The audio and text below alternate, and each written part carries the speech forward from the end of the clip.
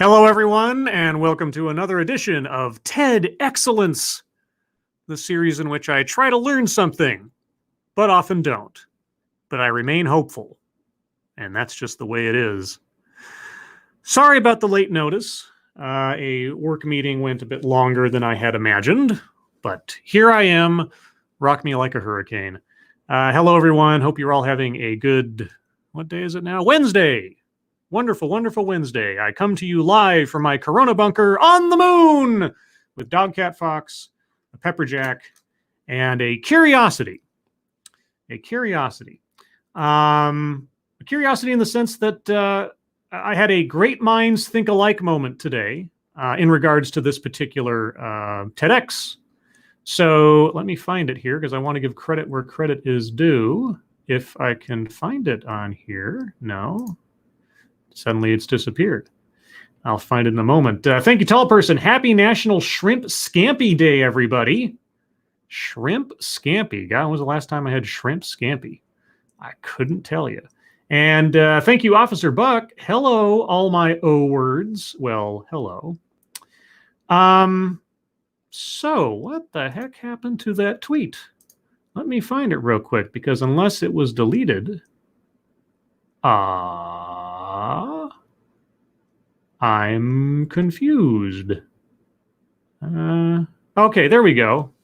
That was weird. Twitter is hiding things from me now. So anyway, in the Great Minds Think Alike department, a viewer, Sadistic Atheist, actually sent me a link to this video. But as luck would have it, because I keep my eyes on the TEDx YouTube channel and the TED YouTube channel, I'd already marked this particular talk for examination at some point. But in appreciation for my Sadistic Atheist keeping an eye out for me, I thought, oh, well, I'll fast track it. I'm not on any particular schedule. Nobody's telling me what to do. I make my own hours, etc. So thank you to Sadistic Atheist. And to all of you out there, if you come across a TED Talk or a TEDx talk that you think would be interesting for me to take a look at, by all means, send me a link. My only, I guess, requirements are that it's not too old. Don't go more than a year. Just because a lot of the things that happen in there might be outdated or it's been done by other people kind of thing. Something relatively fresh. Within a year, preferably within the last 6 months. And if you think it's something that I'd be interested in or that the viewers would be interested in, by all means, send me a link on Twitter. My Twitter address is right there on the screen, scribe_light. No promises that I'll do everyone that's suggested, but you never know. So anyway, there's that. But what do we have today? Well, it's seems to me, now again, I haven't watched it. It seems to me it might be in the realm of restorative justice. We've talked about restorative justice on this series before, and I've done it in a couple of videos in the past. And the very short version of restorative justice, as I understand it, is creating instances wherein a victim and a perpetrator can meet and come to some sort of accord or terms with the aftermath of the crime, the effect on them, and then the perpetrator can then also, I don't know, offer apology or explanation or something. It's sort of a live and let live kind of philosophy. I won't go too much more deeply into it than that. We'll see what the talk has to say. And I've said quite a bit on it in past shows, so we'll see what we have today. But before we get there, hello to everybody who came out. Again, apologies for the late notice, just the nature of things. Septus Wolf, hello. Loki Lycan, hello. Tall Person, of course, hello. Quinn the Cultist, hello. Raziel, hello. Elish Norn, hello. The Gayest Person on YouTube, hello. The One Ton Hammer, hello. Officer Buck Tut Russell, hello. Mike Savage, Blarg. Functional, hello. Spider-Man, hello. Shio Gorath, hello. The Luke Skywalker 2, hello. Haywire of Alba, hello. Angela Ariaga, hello. John Miller, hello. Emperor W.R. Costin, hello. Aether Toast, hello. Humble Clay, hello. Amanda Wolfchild, hello. Corey Suzuki, hello. Alyssa Doesn't Lie, hello. Becca Fairley, hello. Shrouded Angel, hello. Okay, guys. So the official title of this talk is How forgiveness can create a more just legal system. How forgiveness can create a more just legal system. Now, here's the thing, and again, I haven't watched this yet, but I do have a notion about forgiveness as a concept. Okay, and I have a notion about forgiveness insofar as quote unquote restorative justice, or the legal system, I guess, in this case. In my experience and in my opinion, forgiveness is a gift only deserving towards those who offer remorse, sincere remorse. Forgiving just to forgive, in my book, doesn't do anything. At least for me. Some people, they find comfort in just being able to say to themselves, I'm letting it go. Okay, no harm, no foul, no judgments. For myself, if someone, the person who did the wrong thing, if they have no remorse, forgiving them their misdeed in the absence of actual remorse is a gift unearned in my book. Okay, that being said, forgiveness insofar as restorative justice or the legal system, I don't know how you systemize forgiveness, because either someone wants to or they do not. A victim of a crime or a misdeed or anything else should not have their forgiveness systemized. The concept seems a bit alien to me, just as it was a little bit in the last restorative justice video I did. The idea that you would somehow require the victim to meet their, victimizer or something, depending on the circumstances. So again, that's my reflexive thoughts as we go into this. Might apply, might not. Maybe I'll learn something. Maybe I won't. Maybe you will. Maybe you won't. It's one big Cracker Jack box, guys. What's the prize inside? I don't know. But that all being said, Spittle Buggies, hello. Anyone else I have missed? Ezoob, hello. Irate Prostate, hello. And Big Assassin80, hello. Okay. As always, guys, I'm going to start off with a quick sound test. You guys tell me if you can hear this, and then we will proceed. Would you ever forgive a person who kills a member of your family? Now, that is a good question. Would you ever forgive a person who kills a member of your family? Humble Clay says, heard. Does that mean you hear it, or you're talking about Johnny Depp's former wife? A little loud. Oh, a little loud, Humble Clay? Okay, I can ratchet that down a smidge. Officer Buck says, nope. Uh-oh, you don't hear it? Okay. Oh, are you talking about killing? Okay, all right.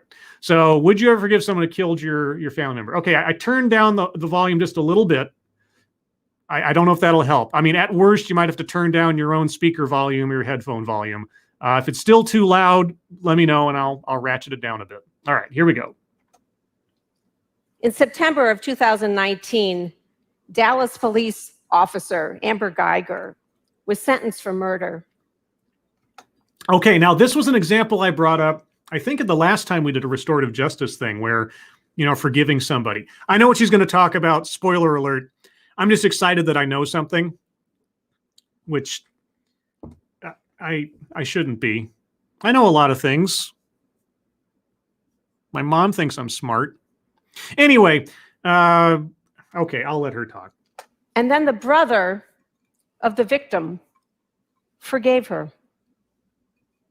Brant Jean was 18 years old, and I joined the rest of the country watching on television in awe at that act of grace. But I also worried. Okay, I don't know where she's going with the worried part, but that was an amazing moment. If you guys have been paying attention to that case, just the bizarre nature of the circumstances of this cop who went to the wrong floor in her apartment building and thought she was at her apartment, was at somebody else's apartment, opened the door, saw a stranger in quote unquote her apartment, pulled her gun, shot the guy, killed the guy in his own home. Completely bizarro set of circumstances and tragic as all hell. And throughout the entire thing, the notion that it was a intentional act or she targeted the guy or something. Just didn't jive with the facts of reality. But regardless, she screwed up royal. She made plenty of mistakes leading up to that, no doubt. But yeah, after the I think it was either after the sentencing or at least after the decision. Yeah, the victim's brother's on the stand, and he turns to the judge and says, is it okay if I hug her?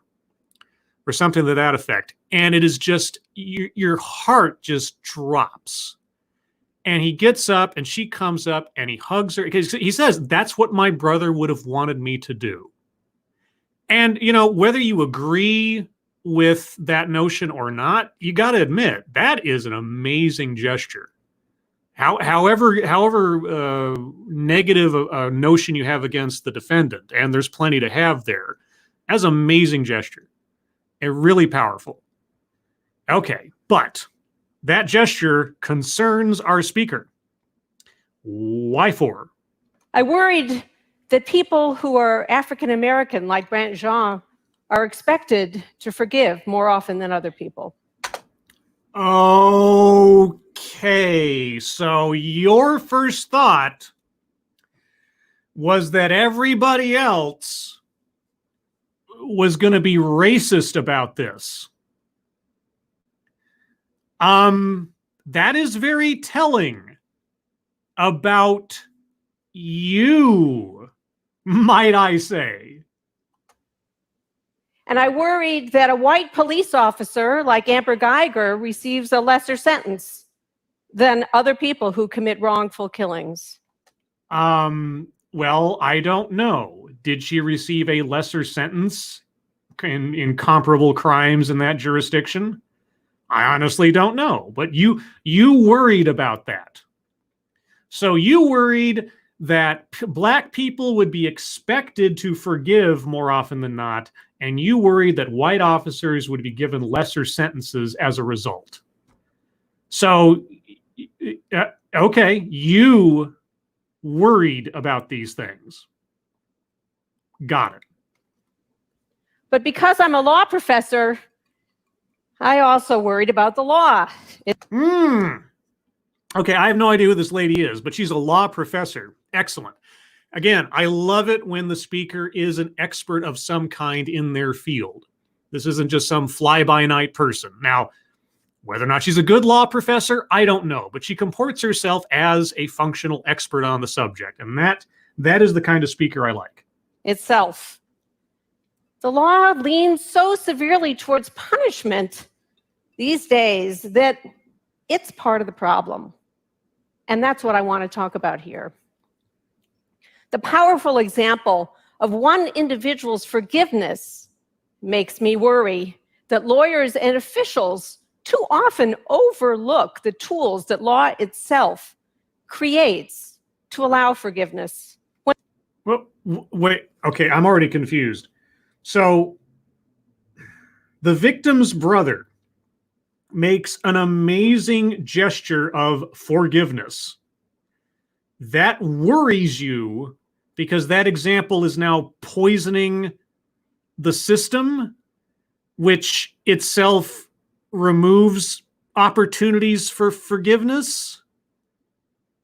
So, is the act of forgiveness in court cases a good thing or a bad thing?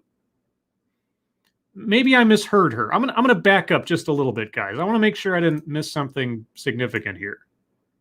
Okay, just a couple of seconds. Forgiveness makes me worry that lawyers and officials too often overlook the tools that law itself creates to allow forgiveness. Officials overlook the tools that allows for. Again, so are you for or against forgiveness when it comes to crimes? When the principle should be the cornerstone of a thriving society. I worry that lawyers and officials do not adequately use the tools of forgiveness, by which I mean letting go of justified grievance. Ooh. Oh, okay, so Sorry, I know. I'm trying to parse this out. You were impressed by the guy's gesture, but you worried that because of his skin color, black people would be expected to forgive more often, and then white officers would be given lesser crimes. But you're advocating for forgiveness in order to let go of grievance. So do you want there to be lesser crimes in exchange for or lesser sentences in exchange for forgiveness? Or okay, either I'm drinking too deeply of my pepper jack, or she's already not making sense and we're not even 2 minutes into this thing. And those tools are many. They include pardons, commutations, expungement, bankruptcy for debt, and the discretion that's held by police and prosecutors and judges. But I also worry a lot. I worry that these tools, when used, replicate the disparities, the inequities along the lines of race and class and other markers of advantage and disadvantage. So, okay. You want these things to be used. You want the tools of mercy or discretion to be used more often in terms of forgiveness of grievances, but you worry that they're being misused along racial and class lines because black people should not be expected to forgive more than other people, and white police officers shouldn't be given lesser sentences than others, even in the face of forgiveness. Am I understanding what she's saying here, guys? Seriously, is it just me? Biases or privileged access are at work when United States presidents pardon people charged with crimes. Historically, white people pardoned 4 times as often as members of minority groups. Would you pardon someone not charged with a crime? Did I miss that part? And just, I know that this is a nitpicky thing to bring up, but when it comes to disparities of race, is that racism or is that simply population demographics? For the same crime, same sentence. Same crime, same sentence, different circumstances? You need some examples here. Give me some examples of unjust or inequitable whatever pardons. Just saying so doesn't make it so. Forgiveness between individuals is supported by every religious tradition, every philosophic tradition. And medical evidence now shows the health benefits of letting go of grievances. Thank you, Red Chaos Tree. I'm not the president, but here, have a pardon for your non-crime. You have pardoned my inability to buy another Dr. Pepper or 3. Thank you. Yeah, science shows that letting go of stress is good for your health. Yeah, it's true. It's true. Not dwelling on anger and everything else. It's overall healthy for you. Good job, I guess. And resentments. As Nelson Mandela led South Africa's transition from apartheid to democracy, he explained, resentment is like drinking a poison and hoping it will kill your enemies. Yes, letting someone take up rental space free in your head, etc. Yes, I get that. Thank you, Officer Buck Tudd Russell. Of every religion? Well, I was about to say, I missed that part, or forgot to say something in there. Aren't there such things as unforgivable sins in most religions? Things that, the holy books, and pick the one that you like the most or the least. It's pretty much like an irredeemable act to do X, Y, and Z. Thou shalt not kill, etc. I mean, yeah, there are mechanisms for forgiveness. Usually it requires the perpetrator to do something, make penance, some way, shape, or form. And again, forgiveness is not necessarily a gift that should be given without it being earned. Thank you, John Miller. Miss Orwell, double talk is not till tomorrow. Boy, oh boy, like I say, we're only 3 minutes in, and I've had my head spun 3 different ways now. I don't know where this is going. And thank you again, Officer Buck. Honor killings are a thing. Yeah. So every religion has mechanisms for forgiveness. Yeah, usually after the person's dead and you've saved their soul by cleansing them or something. I mean, not every religion, but you know what I mean. And thank you, Jaeger Pony. I wake up from a non-alcoholic to my alcoholic one. Reality? Or what?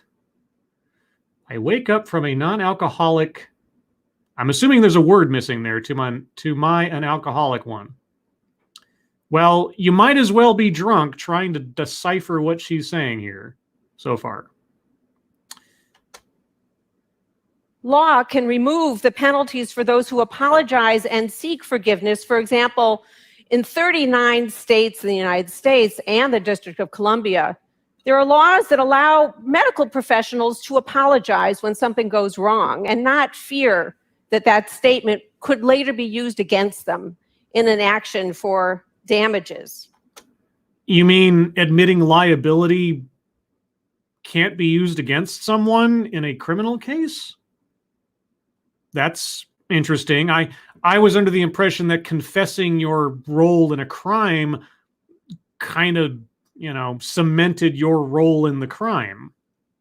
Interesting that doctors are given that kind of insulation. Jaeger Pony says, dream. I wake up from a non-alcoholic dream to an alcoholic one. Well, I mean, effectively speaking, I don't know where she's going. This is really bizarre so far. I don't. If what she just said is true, doctors can effectively confess their liability in a malpractice case, is what I'm guessing she's referring to, and not fear any kind of additional reprisals as a result.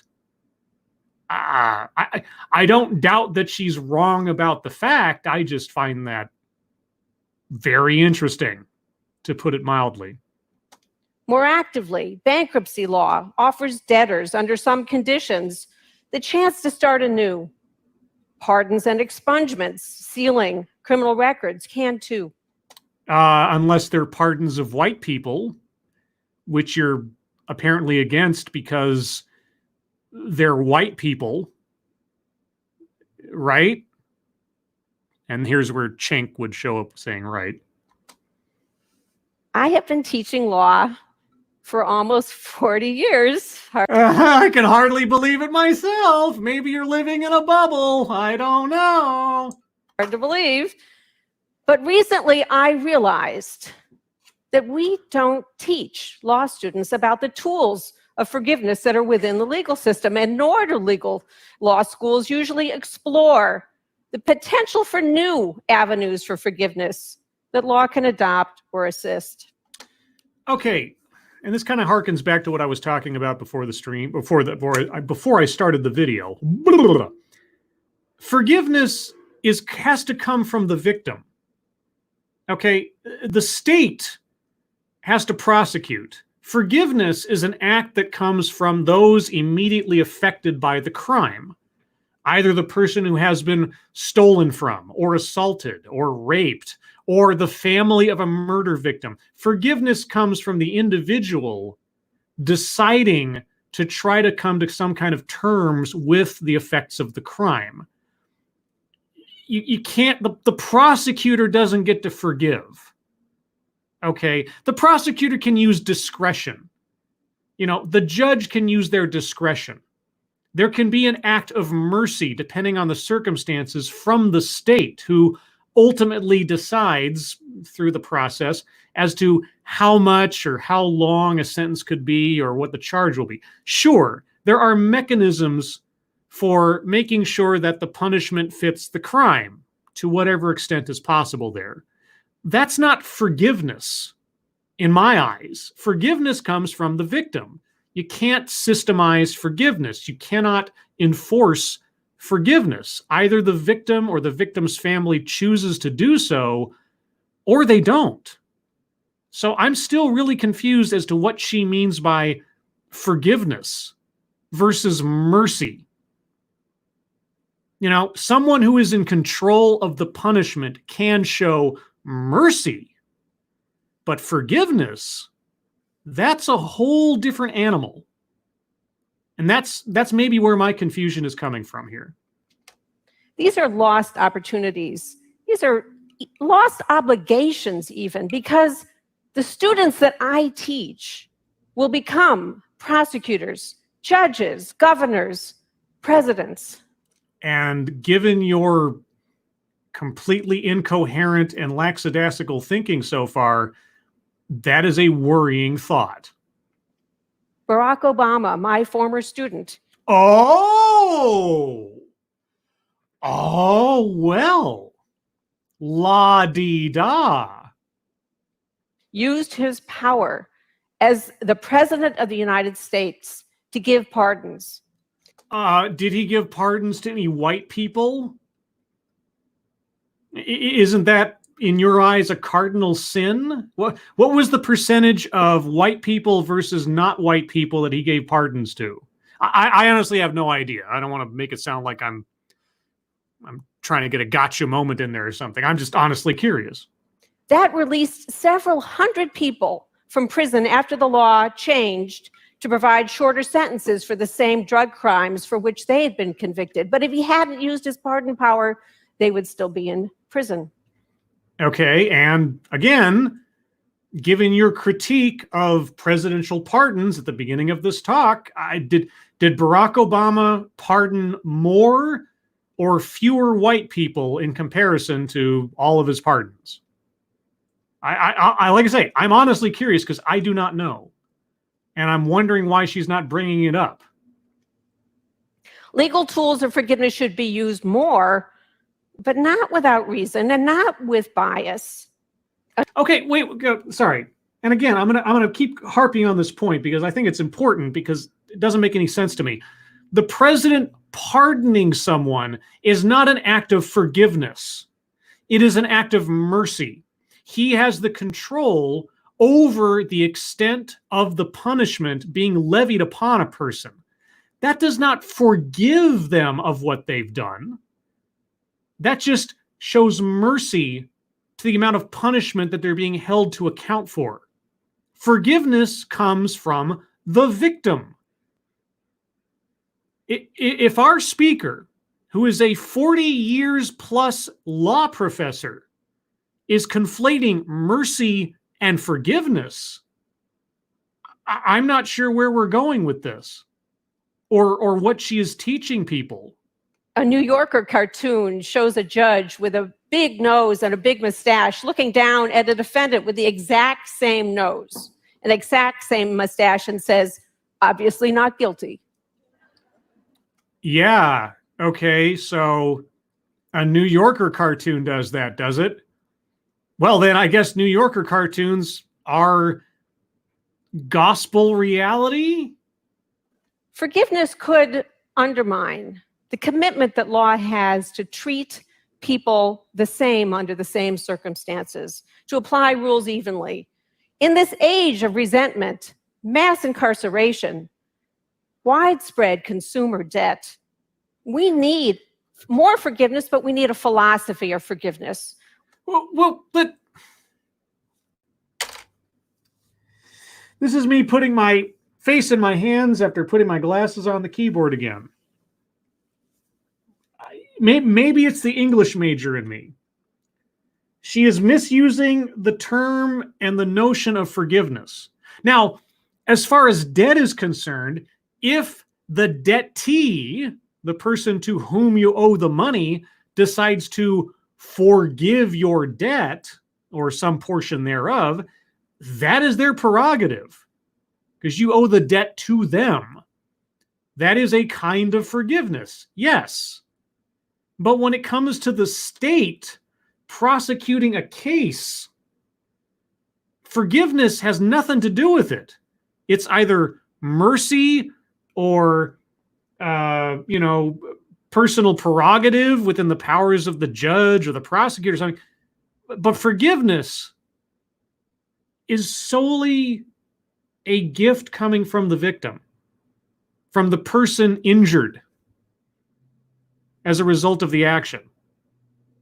Mercy and forgiveness are two different things. I have a feeling I'm going to say that again 12 times before this thing's done. We need to forgive her fairly. We need to forgive fairly. Who's we? We? Are you preaching to individual victims, or are you talking about quote unquote society? Because if society starts deciding that they are in charge of forgiveness, doesn't that rob something from the victims? Is she going to bring up victims at some point in this? Contrast the treatment globally of child soldiers with the treatment of juvenile offenders in the United States. What? Okay, I'm mentally contrasting child soldiers and juvenile offenders. Okay, they are worlds apart. I have contrasted them. Tell me what I'm supposed to do with this contrasting. Thank you, Citron. In case of murder, I don't think the family can forgive in place of the victim since they weren't directly acted on, just my 2 cents. Well, I mean, at that point, the only people who could forgive the crime, the only people available to do so would be the family. Certainly, the victim's not there to speak. That is why, the detectives and the prosecutor and the state, you hear that often, they are there to speak for the victim, right? In the absence of the victim being able to speak for themselves, they feel obligated to do so. And maybe the family does too, and the family informs the prosecutor and so on. But I mean, it's just the reality of the situation. The family has had their loved one taken from them, stolen permanently. The life, the potential, the joy, all of it taken away.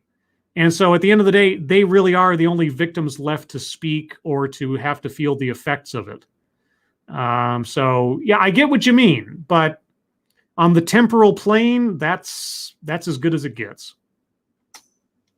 International human rights condemn and punish adults who involve children in armed conflict as those most responsible, but treat the children themselves quite differently.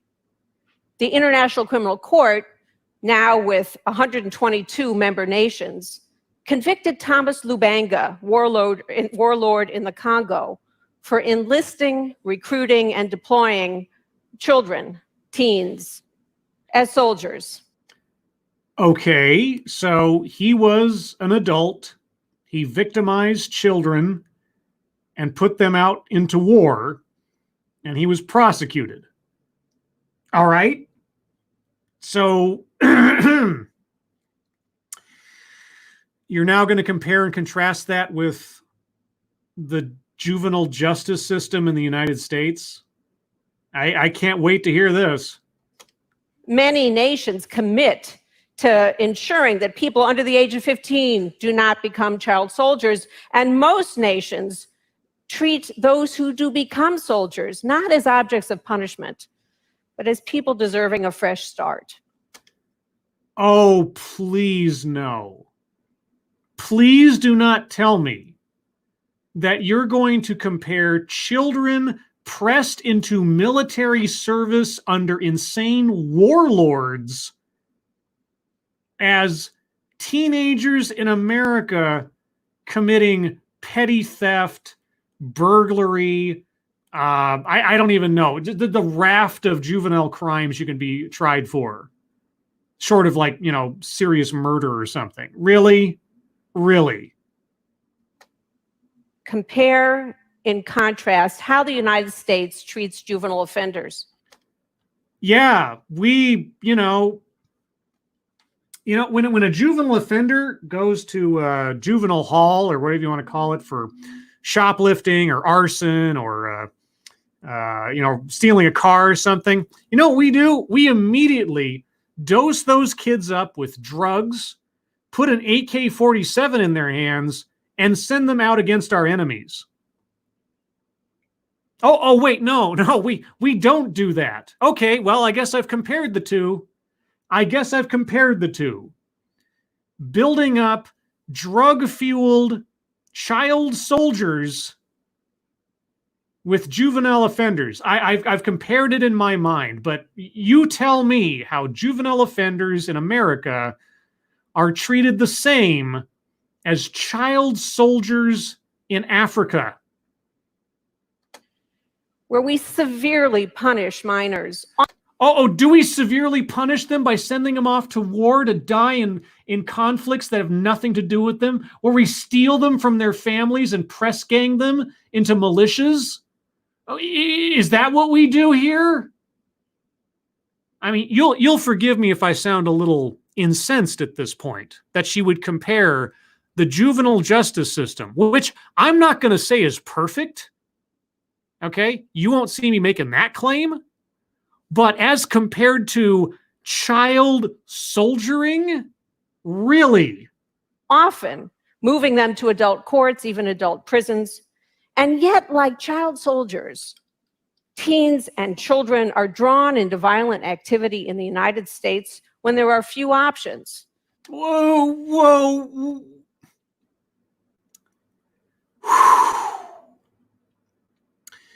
Warlords snatching children from their families, brainwashing them, drugging them up, sending them off bloodthirsty into conflicts on their behalf is on the same level as juvenile offenders, quote unquote, having no options.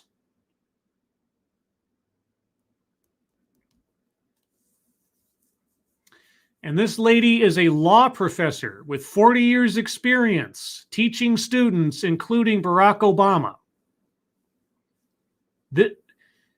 This is the equivalency that she feels justified in doling out as examples of flaws in our legal system. Okay. When they're threatened or when adults induce them with money or ideology. Oh, ideology like child soldiers and juvenile offenders are the same thing? Ideology like forgiveness is good, at least when I say so, and as long as it affects the right colored people? Like that kind of ideology? Okay. The rhetoric of innocence is resonant when we talk about child soldiers, but not when we talk about teen gang members in the United States.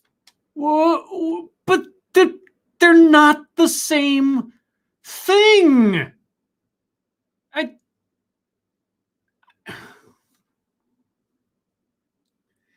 If you are pressed into military service as a minor, I don't care what country it is. It doesn't matter if it's child soldiers in Africa or child soldiers in Timbuktu. That is not the same as simply being a gang member. The kids in the child soldier situation had no choice. In most cases, they are stolen from their families, pressed ganged into service, brainwashed, drugged up, handed guns, and sent out into military conflict. Gang members? That's going to be an individual case basis because they make choices. Oh, they didn't have any choices. They had choices. No warlord was coming along, stealing them from their families and making them go off to war. Seriously. Gang members, child soldiers, same thing, guys. Oh, totes. Yet in both settings, youth are caught in worlds that are made by adults And forgiveness can offer both accountability and fresh starts.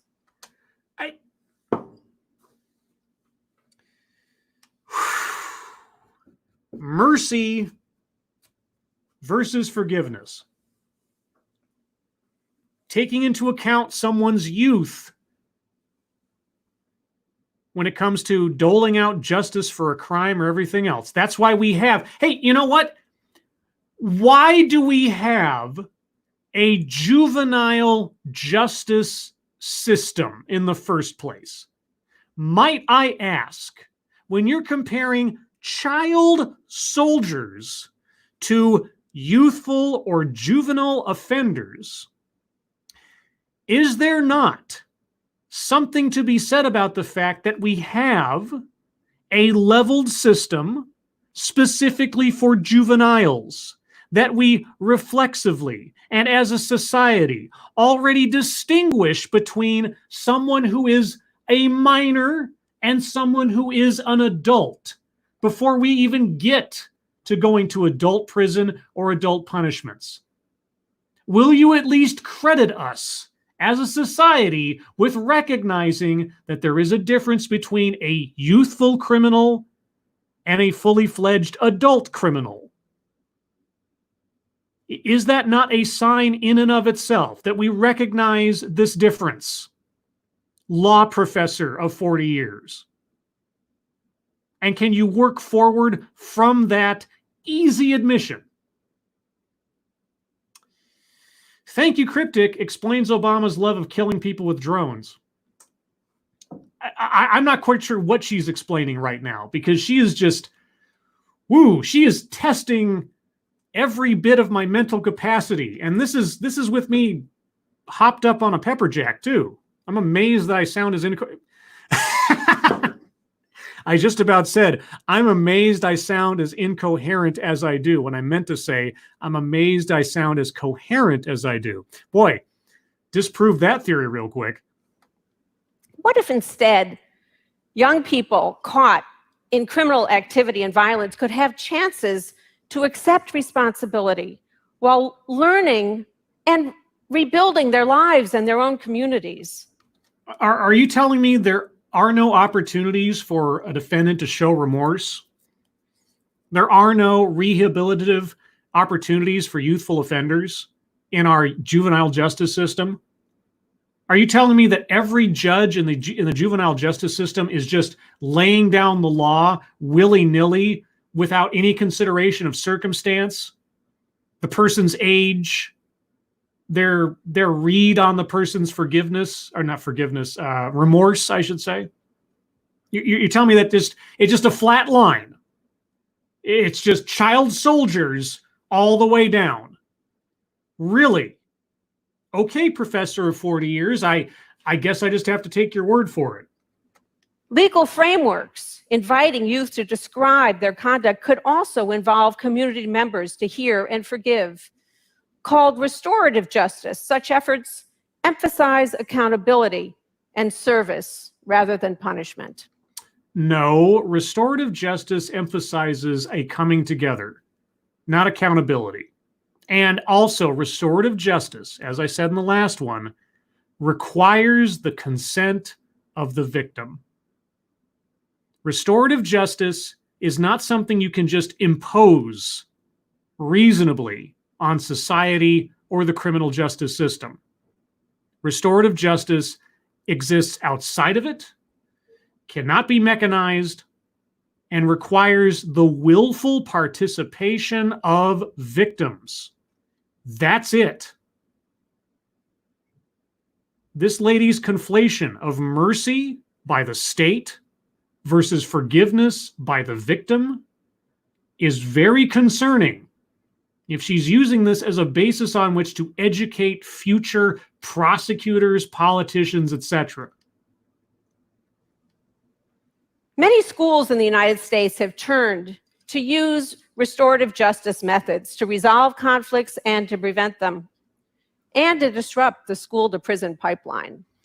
The school-to-prison pipeline. Boy, I should have a bingo card for this one. The school-to-prison pipeline. And remember, guys, There is no personal responsibility.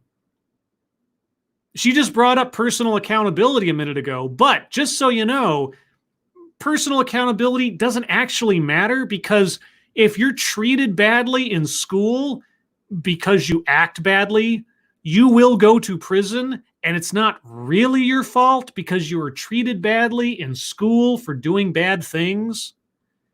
Your personal responsibility is left at the door when it comes to the school to prison pipeline. But after you've gone to prison, well, then restorative justice can find the accountability. Right. Okay. Some American high schools have replaced automatic suspensions with opportunities for victims to narrate their experiences and for offenders to take responsibility for their actions. Well, I guess it's a good thing that schools aren't criminal justice institutions. What does that have to do with the criminal justice system? I mean, restorative justice in a school setting is the equivalent of shake hands and part as friends, kiss and make up, whatever you want to call it. That's all it is. Conflict resolution without involving the authorities. That has nothing to do with the criminal justice system. Nothing. What are you talking about? As they describe their experiences and feelings about a theft or hateful graffiti or a verbal or physical assault. A physical assault? Well, should we just let that pass, or does that fall into the territory of the juvenile justice system? I mean, where is your standard here? Schools should just adjudicate these things in the absence of the criminal justice system with, those well-trained legal scholars in a junior high school? The victims and offenders often express strong emotions. Oh, strong emotions amongst minors? Wow. Kids expressing strong emotions? Wow. And what? And other members of the community take turns describing the impact of the offense on them. In high schools? And again, so what? The leader is often a student peer who is trained to de-escalate the conflict and orchestrate a conversation about what the offender can do that would help the victim. A trained student. So another minor, another juvenile.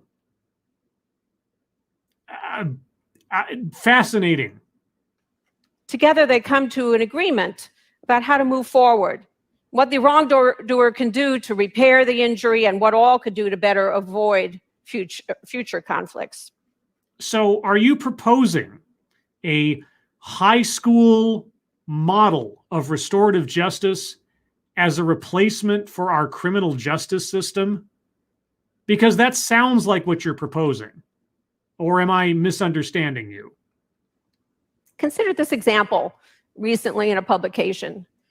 Young woman named Mercedes M. transferred in California from one high school to another after she was so repeatedly suspended in her old high school for getting into fights.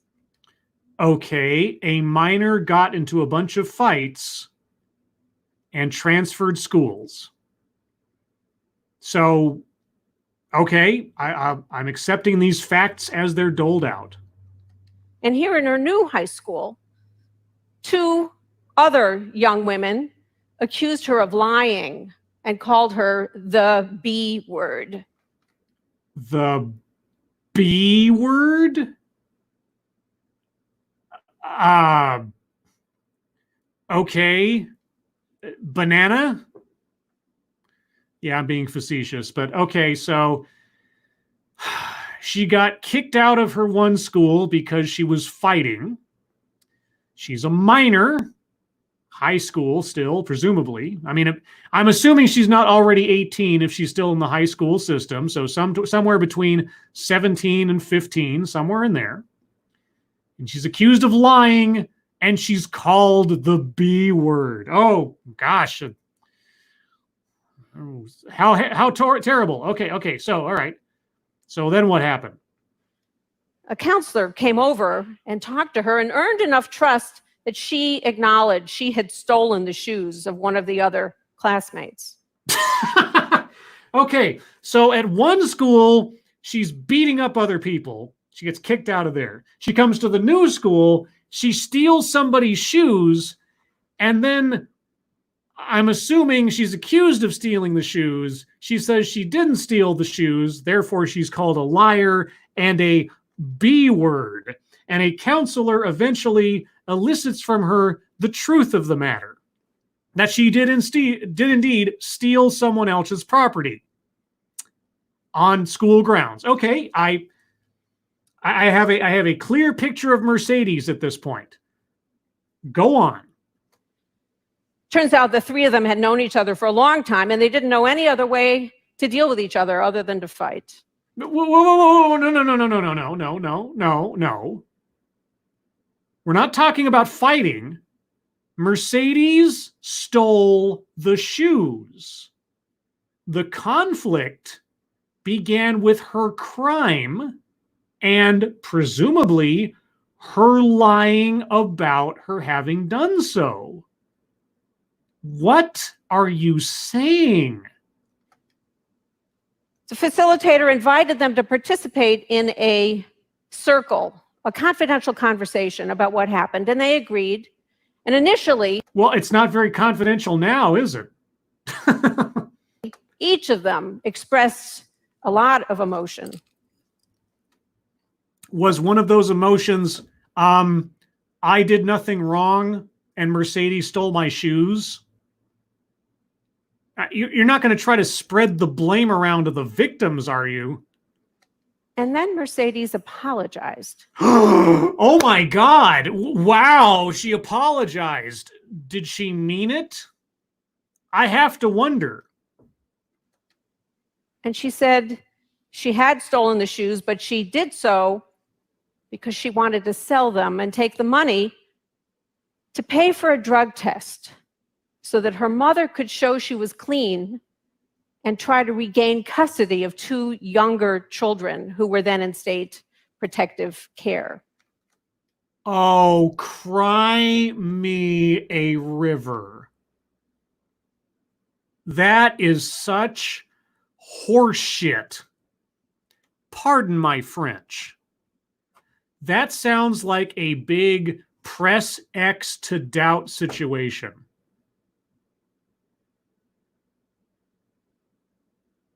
That sounds like an excuse from a high schooler. So we're talking 15 to 18, somewhere in there, depending on your split and when you get into school.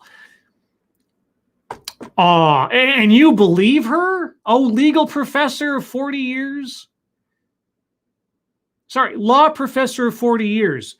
Someone's explanation for their crime, the sob story they immediately come up with when put under pressure, and the time given to come up with a story, you believe that explanation out of hand. You must be a poor lawyer. But you make a great law professor. The other girls heard this, saw Mercedes crying, and they hugged her. Oh, she cried and they hugged her. She got out of trouble by crying and coming up with a sob story. Wow, that's just, golly, you never see that happen. Boy, oh boy. You know, she's convinced me we should totally implement that kind of thinking into our criminal justice system. You know, coming up with an explanation that doesn't at all excuse the crime, but, you know, makes me the victim, makes me the good guy in having committed the crime. Boy, that system will work great. That'll work great.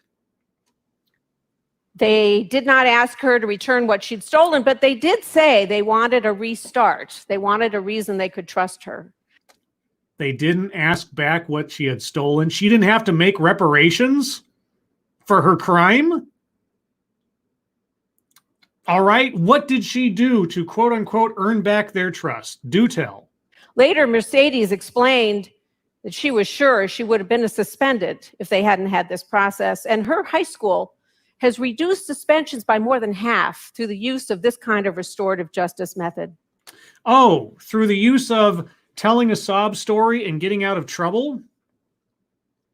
Mercedes thought she'd be suspended, but now that she gave a sob story, now that she cried her crocodile tears, amazingly enough, that insulated her from greater punishment.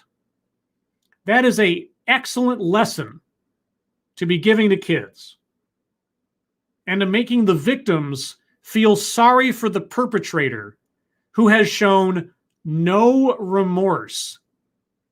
An apology with a self-aggrandizing explanation, that is your idea of a better justice system. Wow. Restorative justice alternatives involve offenders and victims in communicating in ways that an adversarial and defensive process does not allow. And it's become the go-to method in places like the District of Columbia juvenile justice system and innovations like Los Angeles's teen court. Teen court, juvenile justice system. Wow, you mean we treat juveniles differently than the regular adult justice system? Golly, that sounds like nothing that could be compared to child soldiering. Am I completely off base here, guys? If tuned to fairness. Fairness? Fairness. Mercedes did not have to pay back what she stole. And you're aggrandizing that. You're holding that example up as the grand freaking fairness? Fairness. Okay. Forgiveness methods like bankruptcy would be available not only for the for-profit college that goes belly up, but also for the students stuck with the loans. Well, what? You want to have bankruptcy for college loans? Are you a Bernie bro by any chance? Pardons would not be given to campaign contributors, and Black men would no longer have 20% longer criminal sentences than do white men due to how judges exercise discretion. Okay, well, here's my question. Did your former student, Barack Obama, issue any pardons to anyone who ever donated to his campaign? Any friends or allies, regardless of their skin color? Did that ever happen? I honestly do not know, but it is a question that I have to ask because you tout having Barack Obama under your tutelage at one point in life, and somehow you haven't brought up any details about his choices in pardons versus the abstract choices of pardons of every other president. And again, pardons are an act of mercy, not of forgiveness. Forgiveness across the board is one way to avoid such biases. Well, forgiveness across the board is a way to avoid biases. Didn't you worry that... Okay. Take a breather. Thank you, Officer Buck Tudrussell. Not going to bring up how much lesser women's sentences are, huh, lady? Yeah, I mean, why bring that up? I mean, she wants forgiveness across the board, I guess, for everybody, regardless of the circumstances of the crime. Hell, why even have juries? Why even deliberate? Why bother? Just forgiveness, set a standard. Everybody's treated exactly the same no matter what. Wait, wasn't that the problem? Giving people the same sentences for the same crime, some people getting pardoned and some people not? Oh, but now we're just going to ignore the circumstances of the crime and just have a level mandatory who cares about the circumstances standard? One that leans towards quote unquote forgiveness, even in the absence of the participation of the victims? No, the state will grant forgiveness now? That's what she's talking about. The state granting forgiveness. I don't even know what I'm listening to at this point. I'm not sure I know what I'm listening to at the start of this. Sometimes a society just needs a reset when it comes to punishment and debt. Oh, you're looking for a revolution? Do tell. Again, are you a Bernie bro? The Bible calls for periodic forgiveness of debts and freeing prisoners. And it recently helped to inspire a global movement. Do you really want to bring up the Bible as the rule book for behavior in society? Do you really want to cherry pick from the Bible and not say that you're cherry picking?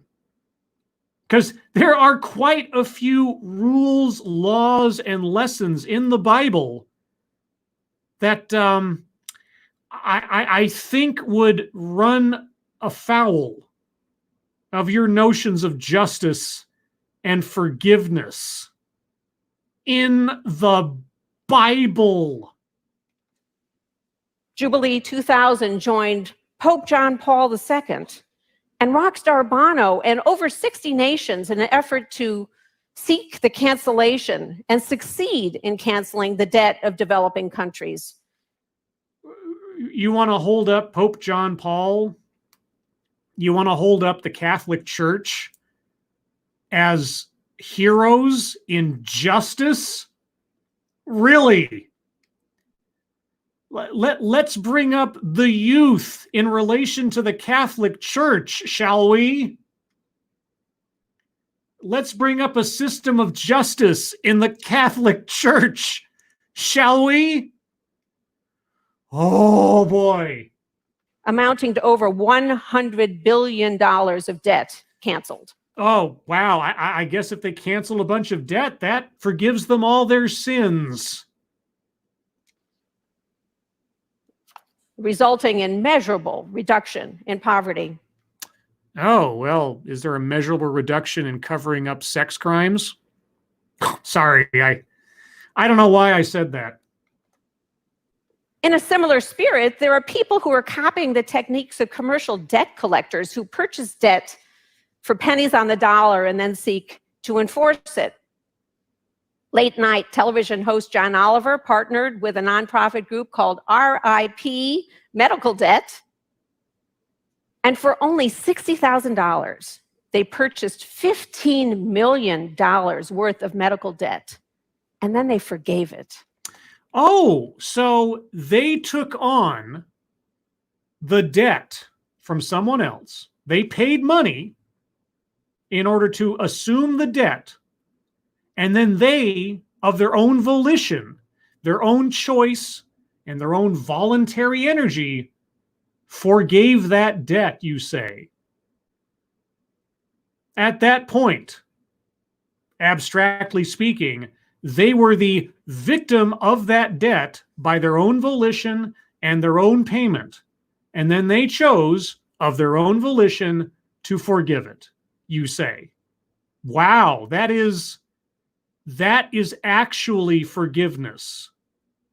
That is not the state forgiving people. That is not the state instituting some kind of mandatory meeting of the minds between victim and perpetrator against the victim's will or something. Golly gee, what a great example you've brought up there. Thank you, Professor Chaos. Scribbles, wrap your head in duct tape before your head explodes. Easier to put back together afterwards. I tell you, there have been a couple of TEDx talks, and you've seen them previously. Most of them have to do with like justice, restorative justice, and elsewise, but not all of them. But man, just when I think I can't come across a TED talk, this is a TED talk, by the way, not a TEDx talk. This is an actual official TED talk. Just when I think I'm not going to find something more mind exploding than the last one. Holy cats. Really? That's an applause line? That is an applause line. John Oliver willingly taking on a debt and sacrificing $60,000 of his own volition. And here's the thing. If that's what he wants to do, that's great. I have no argument with that. That is a very, very benevolent gesture. I want to make it clear. I am not arguing with John Oliver or his associates' decision to do that. That is an amazing gift to people, you know? And if there's one thing about all the arguments about Medicare for all and single payer and all that, I'll tell you what, and I've said this on the show on Lords of the Night several times, if somebody comes to me with a plan that could guarantee that no one ever goes into bankruptcy again simply on the basis of being ill through no fault of their own, I would pay serious attention to trying to get that plan into practice. Because I think it's one of the most ridiculous things in the world that simply because the universe has aligned against you, you've done nothing else wrong but gotten ill, that your entire life savings and future for your family should disappear just to try to save your life from something you had nothing to do with. If someone could offer me that plan, I'd be there, you know? So John Oliver and them forgiving all these people $15 million worth of medical debt, I don't have a problem with that. But you see, here's the thing. It was his choice to forgive that debt. Forgiveness versus mercy, the individual versus the state. This lady is conflating many things together that cannot be conflated. Okay. Almost done. That allowed nearly 9,000 people to have a restart in their lives. And again, I all credit to John Oliver for making that amazingly generous gift to strangers. That's an amazing gift. I do not begrudge him that effort at all. But these are not apples and apples you're talking about here. This kind of precedent should trigger and encourage more such actions. It's time for a reset. If you're talking about forgiving medical debt, depending on the circumstances, again, I'm not disagreeing with you, but medical debt and criminal activity are not the same thing. And forgiveness in one does not equate to forgiveness in the other. Are you being serious right now? Given mass incarceration, medical and consumer debt. Mass incarceration, again, which is a conspiracy theory of just trucks roaming through the streets, picking people up willy-nilly and without any due process of law, throwing them into jail. That is the high-level theory I have been given regarding quote-unquote mass incarceration. But even if we stipulate for a moment that mass incarceration is a real thing as described, that and medical debt are not the same thing. And given indigent criminal defendants who are charged and put in debt because they're expected to pay for their own probation officers and their own electronic monitors. I've said it too many times now. Forgiving violations of law or promises to pay back loans does pose risks. Oh, does it? Well, do tell. What risks are posed to forgiving debt versus forgiving criminal acts? And are those risks equitable? Forgiveness may encourage more violations. Economists even have a name for it, Is it called moral hazard? I learned about this in the 2008 financial crisis. Moral hazard. And this is not a difficult concept. If you constantly bail someone out of problems that they themselves have brought upon themselves, you discourage them from learning their lesson and changing their behavior. That is the general definition of moral hazard. You take pity on someone, you help them out to a degree that actually incentivizes them to not learn their lesson. So if she says moral hazard in the next 2 seconds, I'll feel really smart. They call it moral hazard. Hey, I feel really smart. Oh my God, I feel smart. But even then, even with that explanation that I gave you, YouTube doesn't feel that I provide any context. You'll have to listen to Lords of the Night last night to get that one. Should there be amnesty for immigration violations? It depends on the circumstances of the case, because we have a system for seeking sanctuary or becoming a refugee status or something. Just amnesty across the board for immigration violations? No. No, no, no. We have systems in place to try to distinguish between a legitimate claim of asylum and not. So, no. Should a president offer pardons to protect himself or to induce lawbreaking? Protect himself or induce lawbreaking? I don't know. Should Barack Obama have been denied that power? I mean, he could have done whatever he wanted. Who did he pardon? Are you going to bring that up from your star pupil? These are tough questions for our time. It's not a tough question for me. Amnesty for immigration violations, full stop? No.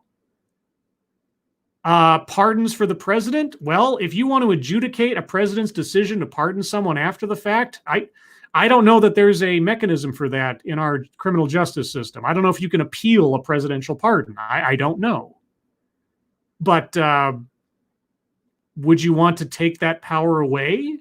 Would you want to leave it up to the other side of the aisle to adjudicate after the fact a president's decision to pardon?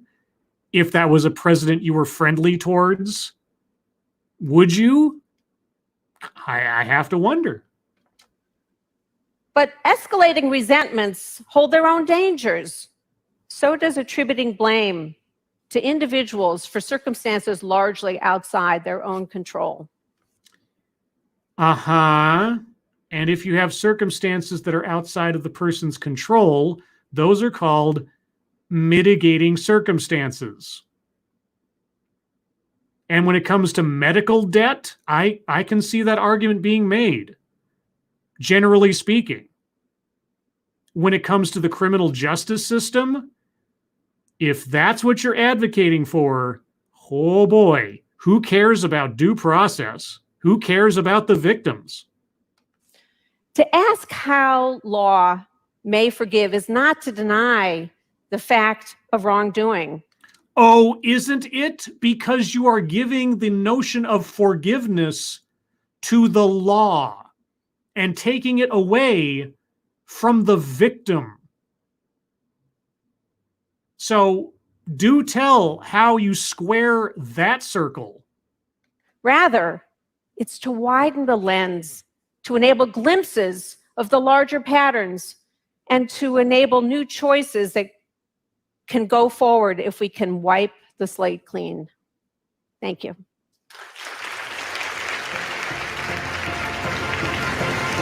A standing ovation. That 14-minute, 41-second soliloquy of incoherence gets a standing ovation.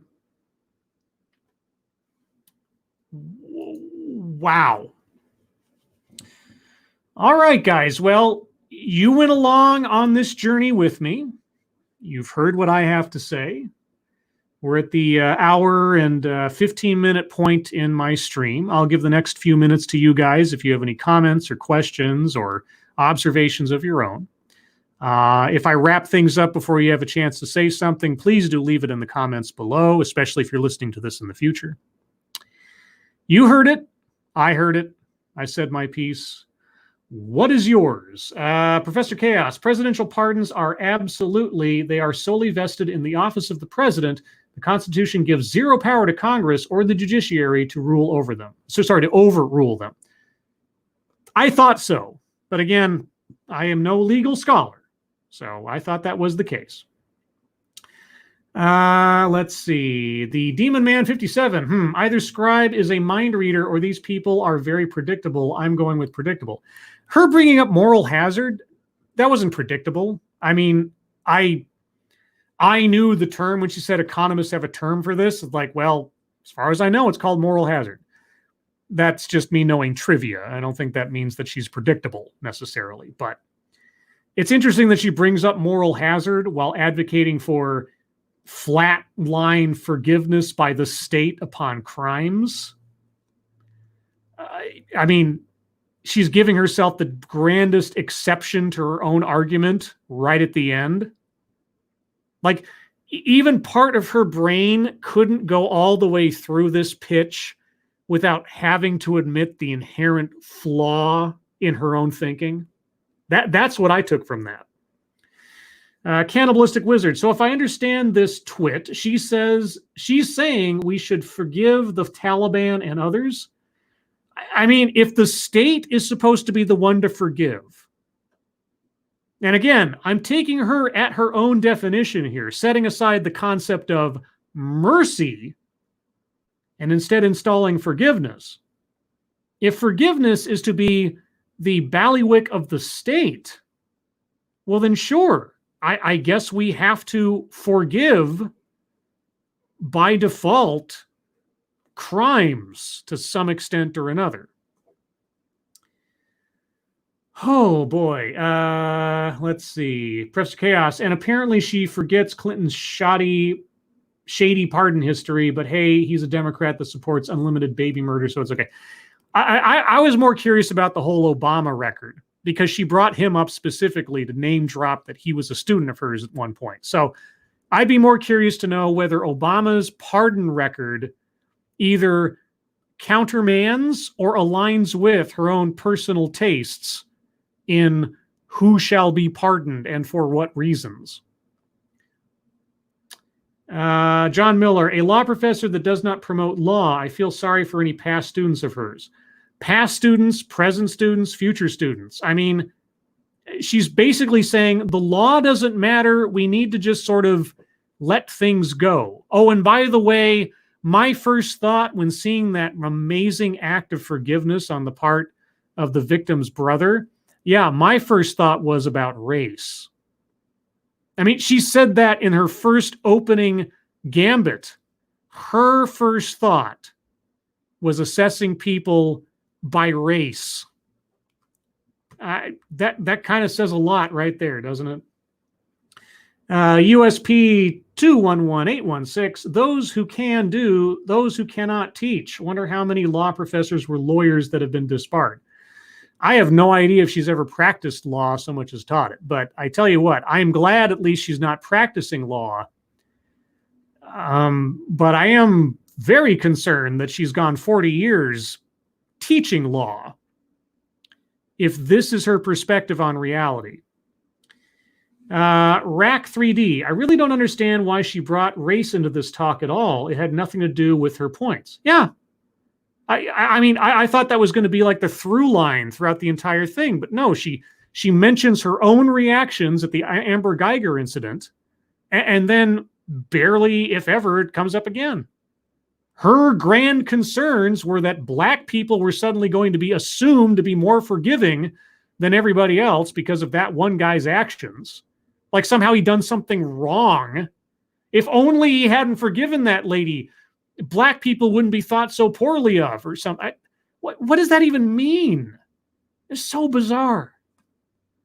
Renovaccio, I wonder, would this woman seek to forgive Harvey Weinstein? If she is anything like every feminist lawyer I know, the answer would be no. These people are the enemy of equal justice and equal punishment.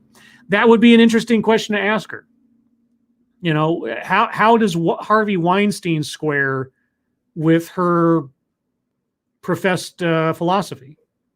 You know, just as an extreme example, or Brett Kavanaugh, or something else that is on the far end of the anti-left thing. Not to say that Harvey Weinstein's crimes are political. It's not a left or right thing as far as I'm concerned. That guy's a freaking skis, but you know what I mean, as far as like activism is concerned. Let's see. John Miller, her teaching law is like a carpenter teaching nautical geography.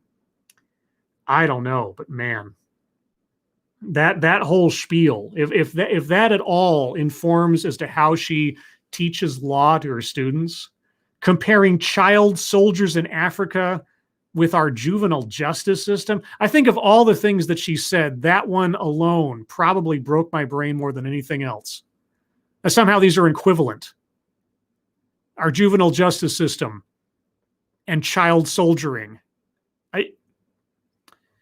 Man alive. Okay, and lastly, Aether Toast. Oh, you're talking to Humble Clay. Sorry. I jumped the gun there a little bit. But anyway, guys, I'm going to end it there. I need to take a little mental break, I think. I don't know about you. But anyway, guys, everyone, thank you so much for joining me on this. I don't know if I could have gotten through it without your help. And again, if nothing else, we learn a little bit of some of the thinking, not all, I hope, but some of the thinking that is informing different aspects of our world today that doesn't get the headlines, doesn't get the marquee attention that maybe it should. And just to be wary when you hear stuff like this, and also to think about what is being said and to be able to compare and contrast the argument. Does it make sense? Does it align with reason as it proceeds? Now, if nothing else, whether you agree with me or not, I hope I at least encourage that kind of thinking, if not an agreement along the way. But anyway, guys, thank you so much for joining me. Thank you for your participation. Thank you so much for your generosity. I really do appreciate it. What else was I going to say? Oh, if you share this stream, you know, before that starts or even after, please do tag me in your tweet. Be sure to put a leading period. Otherwise, only I'll see it. Because I do like to thank you guys for your support and your broadcasting my content and really anybody else's content that you appreciate on YouTube, because YouTube doesn't care about small creators. They're proving that day by day. So please do that. Elsewise, I hope you are all safe and well. If you're not well, get well soon. I will see you tonight, hopefully, on Monkey's channel, Ranting Monkey, for Lords of the Night at 6 p.m. Pacific, 9 p.m. Eastern, where we'll go over the news of the day and many other things just for fun. And fun is in quotation marks. Everyone have a good day. Take care, and I'll talk to you soon. Bye-bye.